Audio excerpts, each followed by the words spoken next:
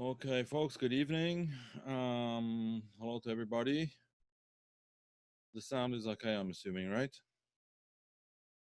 Type in the chat box.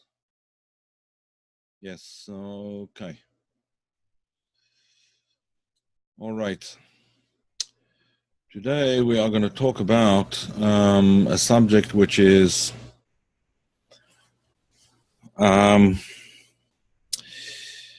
it's really a very important subject. Basically, let me start off with a story. There's a story of Elie Wiesel, which Elie Wiesel, if everybody knows, I'm sure you've heard of him. He was a Holocaust survivor as a young child. And eventually, as an adult, he became a writer, and he won the Nobel Prize for Literature. A very, very intense writer, very interesting writer. He's written some very interesting books. And he was once interviewed on television. And the interviewer asked him the following question. He said to him, every people has their art form. For example, the art form of the Arabs, and particularly the Moors, who were sort of Arab descent or Arab origin. So the Moors and the Arabs in general, their form of art is architecture. In Christianity in general, and particularly Italy, their art form seems to be painting. Michelangelo, Leonardo da Vinci, and many others.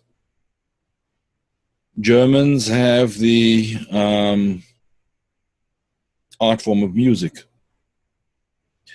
Most of the famous composers, and whether it's opera or classical music, were of German or Austrian origin. Bach, Beethoven, Mozart, and so on and so forth. What this interviewer asked Elie Wiesel, what is the Jewish art form? So Elie Wiesel, without hesitating, said words. Only words. Words are the Jewish art form. Now, that is true. Surprisingly, many of the Nobel Prizes in literature have gone to Jews. Many others as well, but in literature, it's an inordinate number. Isaac Bashevis Singer and Elie Wiesel, many others. In any event, the power of words. A little louder. Oh, sorry about that. Okay. The power of words is something that's really not comparable to their apparent stature. Now, let me explain what I mean. What is it about the power of words that can basically destroy a life? We know many, many people whose lives have been destroyed by what is called Lashon Hara, evil speech, speaking bad about other people or about things. Now, how could it be? You know, we remember the rhyme, the nursery rhyme that mothers would always teach us. Sticks and stones may break my bones, but names will never hurt me. You call me names, it's not going to hurt me. Well, is that true? No, it's not true. In fact, there's a whole category of abuse today, which everybody knows is called cyberbullying. People are bullied by words. Kids in school are sometimes so distraught that they refuse to go back to school, or even worse, suicidal, just simply because of words and because people are exhibiting a certain nastiness, and by using words in an abusive way. In fact, this is connected to this week's parasha, this week's Torah reading, this week and next week. where the Torah talks about a person who is called a Metzorah. Metzorah, let me just write this here. I'll write it in English in the chat. And let me write it in Hebrew as well. 1 second here. Metzorah. Metzorah is a leper, or at least what we call a leper. But it's a very strange disease, which the cure for which is isolation and time to think things through. And there's a certain process of purification and so on and so forth. Our sages tell us that we don't have this disease anymore. It's not a leprosy that we are commonly aware of. It's a leprosy which comes about from evil speech. And in fact, the word Metzorah is in Hebrew related to the words Motzi, Shem, Ra. Motzi Shem Ra, which means to say bad words, to bring out a bad name. Motzi Shem Ra. If I would write that in English, it would be Motzi Shem Ra. To bring out a bad name. Now, why is it that evil speech, that speaking badly about other people, has such power? The reason is as follows. When God created man, and it says in the verse, Vayipach ba'apav nishmas chaim, God breathed into man the breath of life. And then it continues and it says, Vatehi ha'adam lenefesh chaya, and man became a living creature. Man became a living creature. Now, on that expression, and man became a living creature, Vatehi ha'adam lenefesh chaya, became a living being. The Targum, the Aramaic translation of the Torah, which is really the most accurate translation of the Torah, English does not do the Torah justice. Only the Aramaic translation of Onkelos. Onkelos was a convert who was actually descended from Roman nobility, and he translated the Torah. And then there were others as well. There was Yochanan ben Uziel, who also made a translation, but his translation is more, not so much of a translation as an explanation. And then we had Onkelos, when he translates this verse, and man became a living being, he translates it as follows. Vatehi l'ruach mamalala. He became a speaking being. Not that he just became a human being with the qualities of a human being like godlike, in other words, in the likeness, in the image, in the image of the divine, in the image of God. But the Targum, the translation, the Aramaic translation, explains it as he became a speaking being. Because speaking, the ability to communicate with speech, is unique to human beings. Yes, animals also communicate. They communicate in certain ways, and we're not denying that animals do communicate. Dolphins and various others, all animals really do communicate. But they don't communicate in words. They don't communicate in concepts. They don't communicate to the degree that human beings communicate. Or at least it's unknown to us whether they do, and it seems pretty clear that they don't. In any event, this ability to use words is in fact a replication of a divine power. How did God create the worlds? And God said, there shall be light, and there was light. And God said, there shall be a heaven and a firmament, etc., etc., the trees and the animals and the human being. Everything was created by speech. It was created by speech. Speech, in other words, is not just sound. Speech is a transfer of energy. Words are comprised of letters, and the word letter in Hebrew is called an ot, and the Kabbalists explain that the word ot is from the word ata, or in Hebrew, aleph taf aleph, meaning to come or to bring. A letter brings something. A combination of letters builds a certain structure. It builds a spiritual structure. Without words, without communication, without words, the universe would not exist. Now, when we say words, it doesn't necessarily mean words that you can hear. Words are energy packets, you could say. The letters in their various combinations, by which God created, or God said there shall be light, and there was light. That string of letters, or those strings of letters that are combined together to make that statement, is a sort of spiritual DNA, if you like, or a spiritual molecule which brings energy into a certain situation and creates the reality through those words, through those letters. So letters and words are the building blocks of creation. Not only are the building blocks of the outer creation, the creation of the world, they're also the building blocks of the inner creation, the building blocks of our souls, of who we are, of how we present ourselves, how we understand ourselves, how we interact.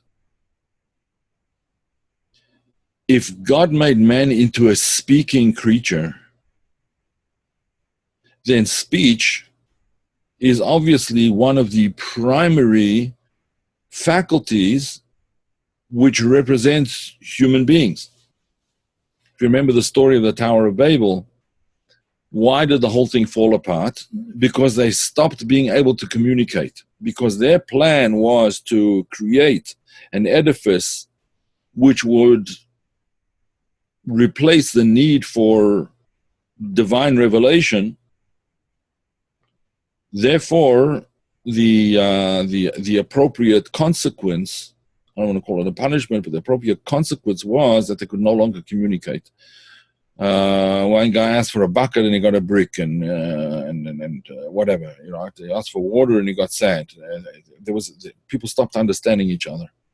Words were misused, and that's what created a reality which was confused. It created a confused reality. And the same thing is true. The same thing is true of the words that we use. Now, when a person uses words that are negative, our sages tell us that negative words, or what's called lashon hara, evil speech, affects three people. It affects the person who says it. It affects the person of whom it is said, who it's said about.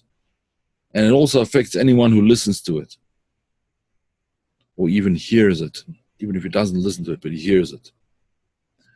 It affects all those three people. So, when a person uses language which is inappropriate, and I'm not just talking about four-letter words or things like that, I'm talking about language which is inappropriate for building, language which is divisive rather than constructive, language which belittles rather than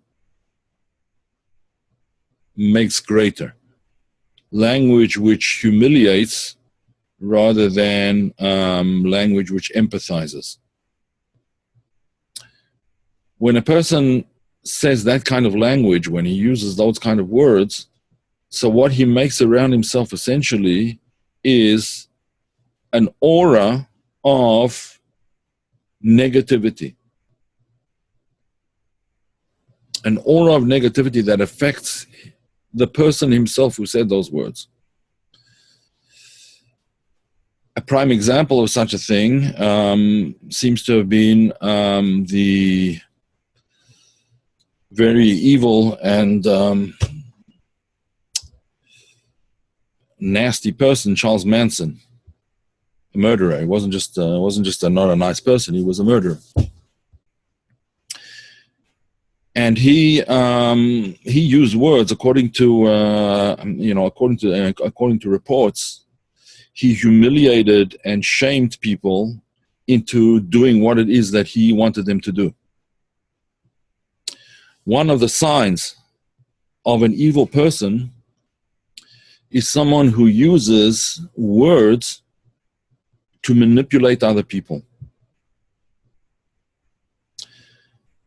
Using words to manipulate other people rather than words which build other people up and give them their own direction and give them an understanding perhaps of themselves, perhaps of the world around them, perhaps an understanding of communication and ability to empathize and so on and so forth. Using words in that negative way creates the world, it recreates the world of chaos. Right in the beginning of creation, there was the world of chaos. Which the Torah calls the world of tohu. The world was in a state of chaos. A state of chaos, the sages of the Kabbalah tell us, is when the letters of words are so jumbled up that they don't make any sense. They don't form positive words. They only form negative permutations. So that all that results is confusion. You know, when you take a word puzzle and all the words just jumbled completely, what you have in front of you is confusion. When you sort those words out and you put them in the right context and you put them in, together with the right words, whether it's in a crossword puzzle, Sudoku, and so on and so forth, all those kinds of things are exercises in building. Now, the same is true of not only negative words, but also in Hasidic terminology, they speak of negative thoughts in the same way. Also self-destructive, also carry around with them or bring about an aura of negativity in the person's world. There are some very, very sensitive souls who are able to discern the negative vibes that people give off, for sure through speech and even in thought. And in fact, it's not so unusual. There are I remember there was a man whom I knew. He passed away since. I knew him in Israel. Rabbi Eliezer Nanas was his name. Very, very interesting person, but he spent 20 years in Siberia, basically, 20 years in prison camps for doing the great crime of teaching young children Jewish things and providing opportunities for people to fulfill commandments. Anyway, he was in prison for a very long time, for 20 years. And he tells many, many stories about his imprisonment. But one of the stories that he tells was that when he was taken for interrogation. Now, in those days, they didn't have cameras and closed circuit television and those kinds of things. We're talking about in the 1950s, really, 1940s, 1950s. So they didn't have closed circuit TV. But he said he was taken into a room where there were apertures in the wall that he was facing. There was a wall facing him. The interrogator was sitting opposite him, or sometimes more than one interrogator, sometimes two or three, sitting opposite him, and facing him was a wall. And this wall, he could see there were sort of tubes coming out of the wall going into another room. So at first he thought that there are other people listening into the conversation over there, listening into the conversation. That was probably true. They were listening in. But eventually he found out that what they were doing is they were actually watching him very, very carefully. They were watching him. Why were they watching him? They were watching him to see if what he was saying was inconsistent with certain movements microscopic movements of the face. There's certain microscopic facial expressions which reveal what a person is thinking, even though he's saying something different. Now, this is a known science called micro-expressions. Today, they're called micro-expressions. It's a known science that, and it can be taught. It can even be taught if you make a video of a person, and then while that person is being interrogated, you take a video, and then afterwards you slow it down, and you see as the questions come, certain micro expressions that flit across the person's face, completely unconsciously, unbeknownst to him. It's really the thoughts that he's thinking that cause the face to move in a certain way. Now, if the face is moving in a certain way, giving certain subliminal and unconscious gestures, we can be sure that it extends more than that as well. The whole vibe that a person gives off is affected by the person's thoughts. And therefore, when a person speaks or even thinks negative things, he carries around with him a sort of a destructive force. Such a person is called a motzei shem ra, someone who brings out a bad name, who brings out a bad word, brings out a bad vibe, a bad thought. Such a person, I'll get back to you in a second with that question. Such a person is called a metzora. He's called someone who has this leprous disease. Now, why does he have this leprous disease? He has this leprous disease because the negativity starts to affect his skin. The leprosy is in the skin. This is a warning to the person. Shape up or it's going to kill you.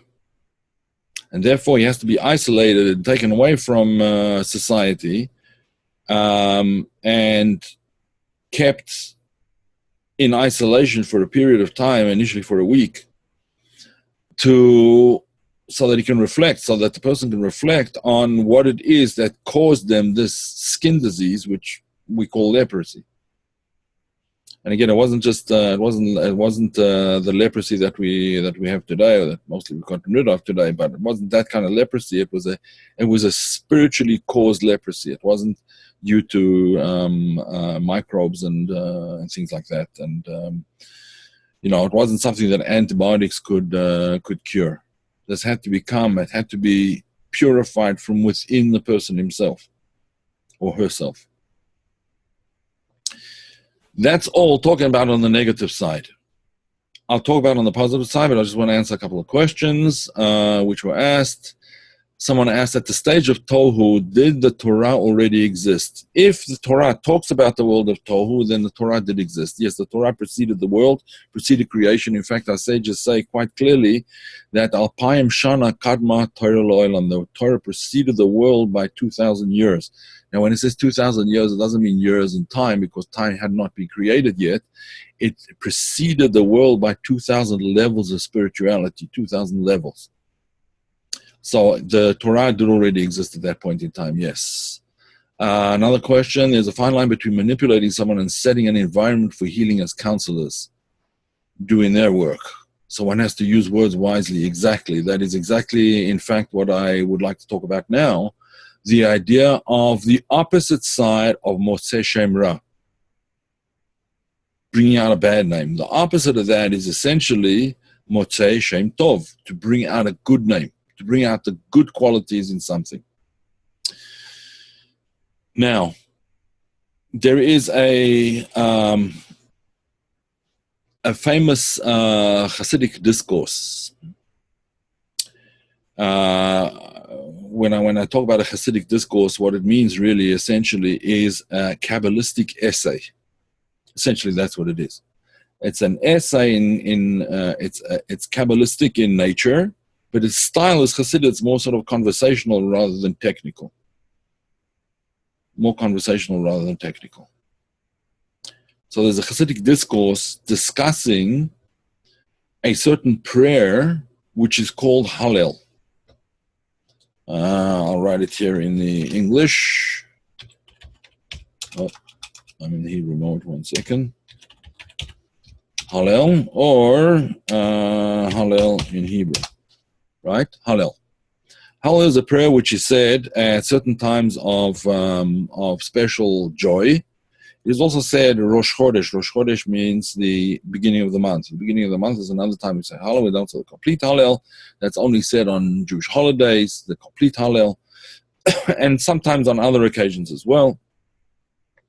In any event, this prayer Hallel, is the Hasidic discourse discusses the prayer of Hallel and basically asks the following question. Why is it that during prayer, and especially during the prayer of Hallel, why is it that we praise God? What's this whole purpose of prayer? He doesn't need our praises, right? He doesn't need us to praise him. It's not like God's not like a human being that human beings have needs and things like that. He doesn't need us, right? So why then do we do it? What's this whole purpose of praising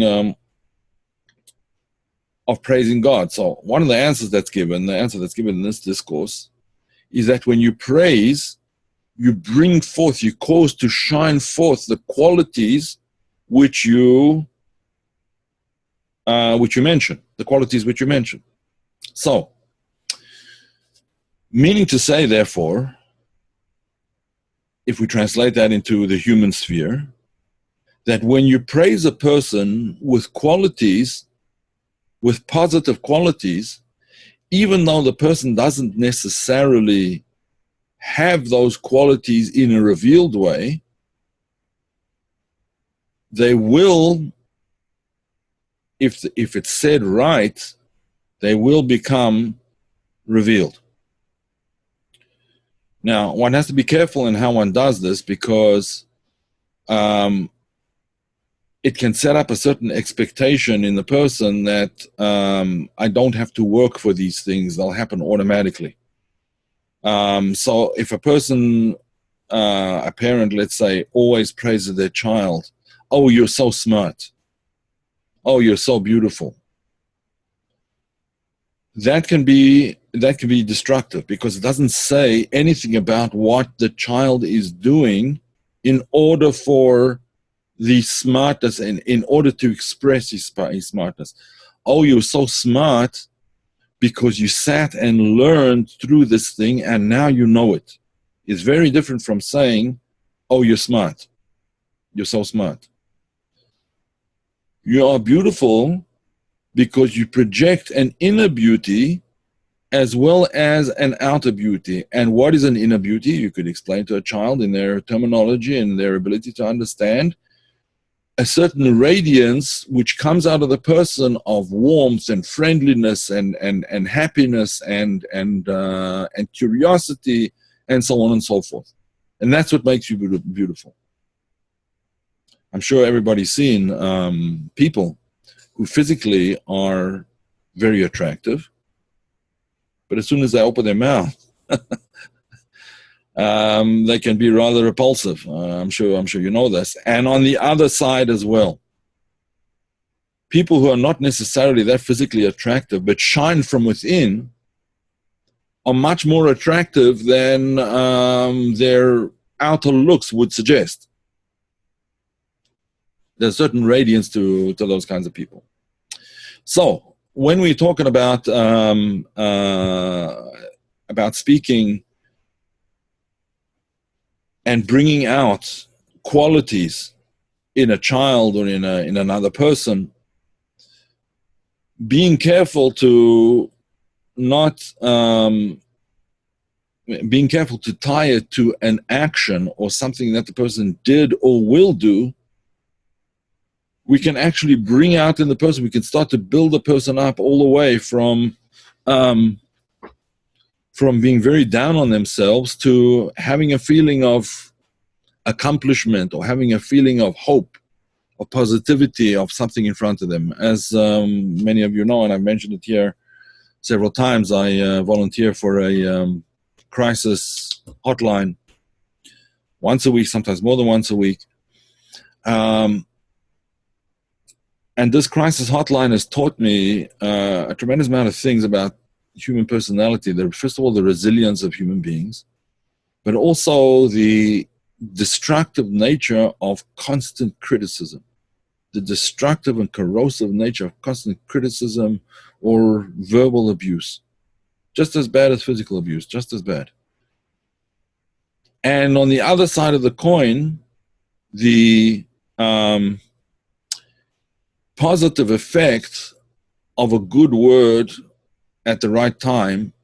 But the good word, again, is not just praise of some external facet of a person, but rather a suggestion as to how you see their actions, something that they did, or something that they said, or something that they can do or will do, and so on and so forth. That changes the whole world. It becomes not, you see me like this, but other people don't see me like that. You see me like this because I'm able to act in a certain way. You're giving me an opening to behave in a certain way, and that behavior is going to change my whole world. To a certain extent, yes, it is a self-fulfilling prophecy, yes. The radiance of a person is their inner beauty, for sure. I would call it that, yes. In any event, the prime example of such a thing, the prime example of somebody who was able to use his words in such a way was, in fact, the Baal Shem Tov. Who was the Baal Shem Tov? The Baal Shem Tov, his name was Israel. And he was a real person, the founder of the Hasidic path.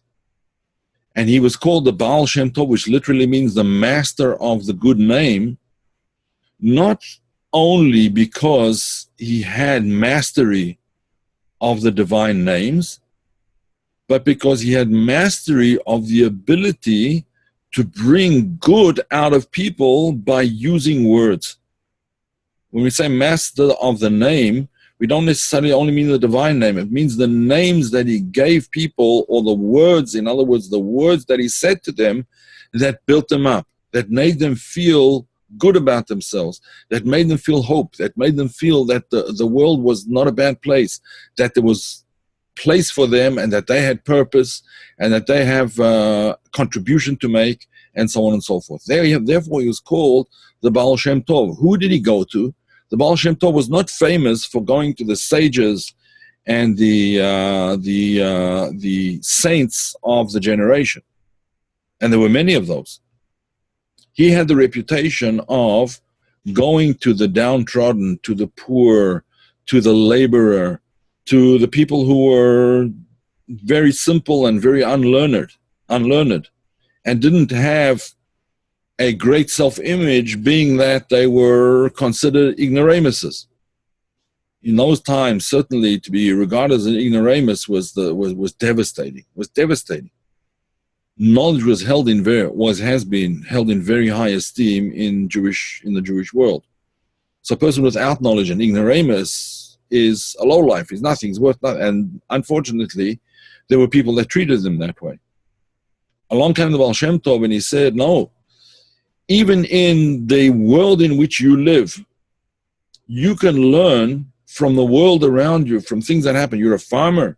You can learn much about spiritual matters from how you grow plants, from how you water plants, from how you till the fields, from how you look after animals, and so on and so forth. You can learn godly methods and means of worship, means of service from anything that you do, from anything that you see.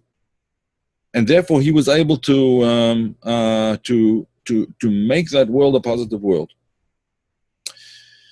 Another story, a story which is told about two stories actually, which are told about two very great sages.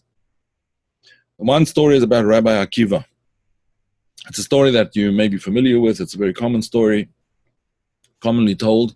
The great Rabbi Akiva was one of the very, very great sages at the time of the destruction of the Second Temple, and he lived afterwards. So the story goes that Rabbi Akiva, this was a time when there was a tremendous amount of unrest in the land, and there were all kinds of after the temple was destroyed, the whole society was basically the Jewish society in the land of Israel was destroyed, and there were all kinds of robbers and brigands and foreign soldiers and all kinds of highwaymen and outlaws roaming the land and so on and so forth. And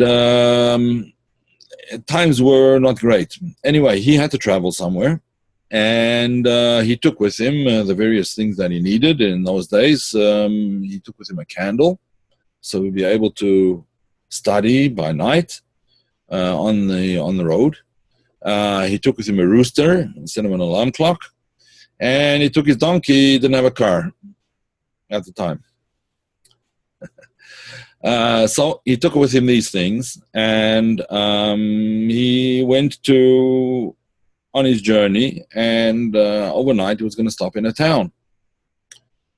But by the time he got to the gates of the town, the sun had already set, and the rule in the town was, if it's after sunset, the gates of the town are locked, and no one's allowed to come in.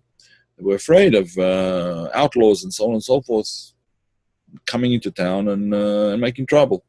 They'll come at night. So, highwaymen and things like that. So they would not let him into the city, even though he was a great Rabbi Akiva. They wouldn't let him into this town.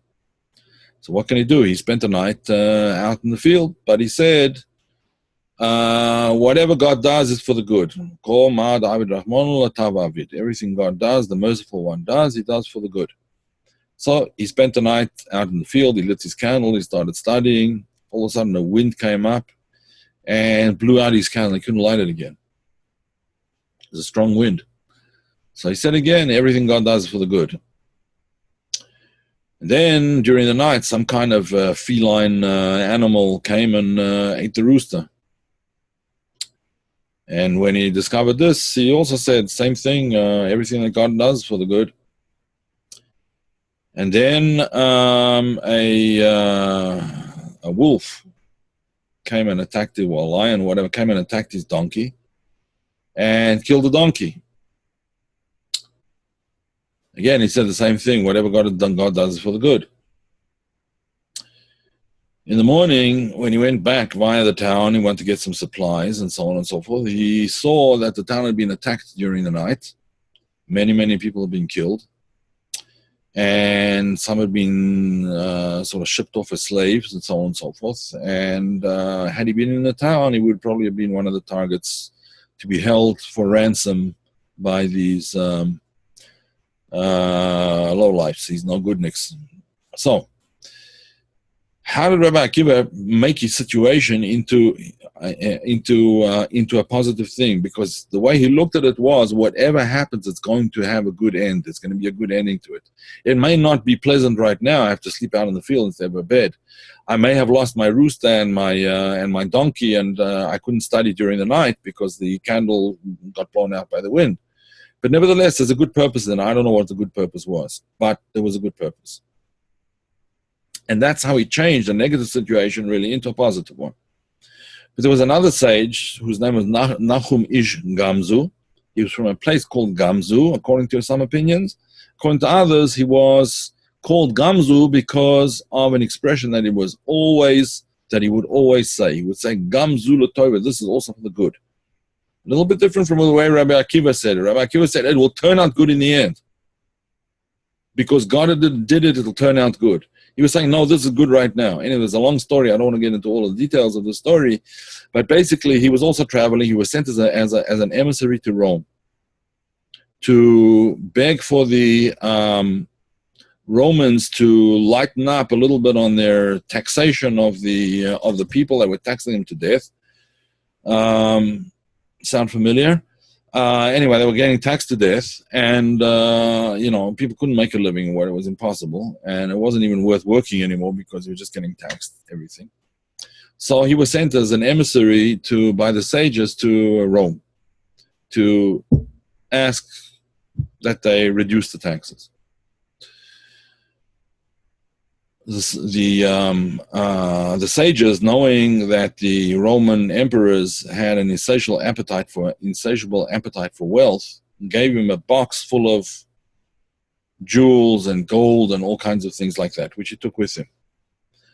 Well, on his journey, night fell, and he went to sleep at an inn. And the innkeeper was talking to him, and what are you doing, and where are you going? And he very innocently told him what he was doing and where he was going. So the innkeeper figured out, well, he must have a bribe for the Roman officials. And in the night, while this man, Nachum Ish Gamzu, was sleeping, he snuck in and he took the box and he examined the contents. And when he saw it full of gold and jewels and so on and so forth, he emptied out the contents and filled it with dirt, unbeknownst to Nachum Ish Gamzu. Anyway, Nachum Ish Gamzu continues on his journey, arrives in Rome, and his turn comes to speak to the Roman emperor, and he presents his gift. They open up the box, and they see that it's just full of dirt. Oh no, it says Nachum Ish Gamzu, Gamzu l'toy, but this is also for the good. I don't know what's going on over here, but it's got to be, this is a good thing too.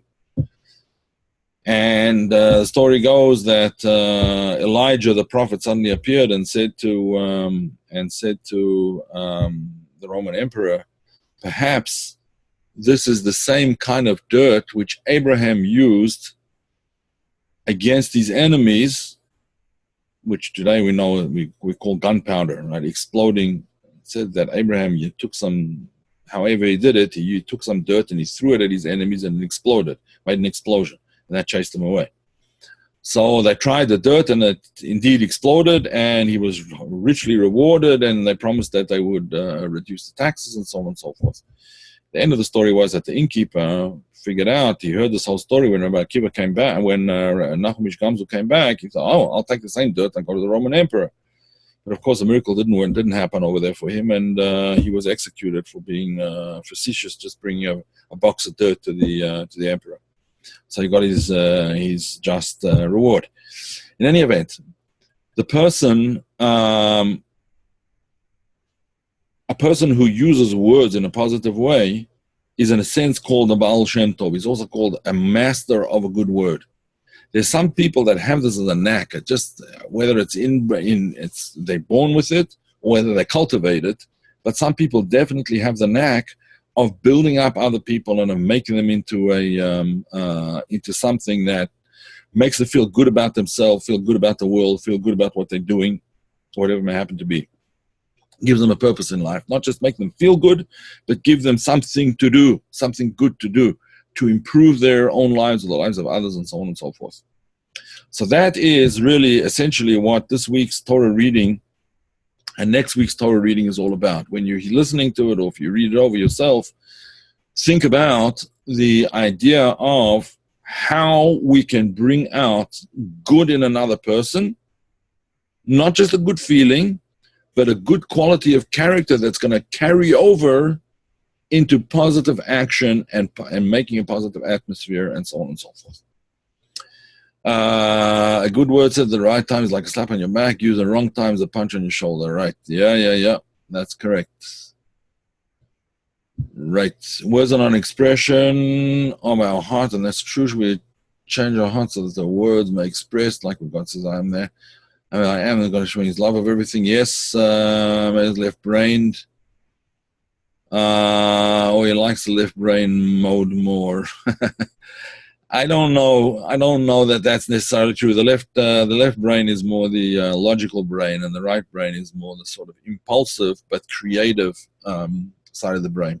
I don't know. I think both of them are a reality. Okay, thank you. There are certain professions that are tied into evil speech, mostly politics and things like that. Yeah. The left is words. Terry, I'm not sure about that. I would check it if I were you, because there are several places in the brain which are relevant to speech. Okay, language senses are on the left brain. Okay, fine. But there are places in the right brain as well. In any event, it's more on the logical side of the, okay. I'm not going to argue with you. I'm not a Not a psychologist, psychiatrist, professor of anatomy or anything else, but Brock and Wernicke left and memory is more right. Uh-huh. There are, I listened to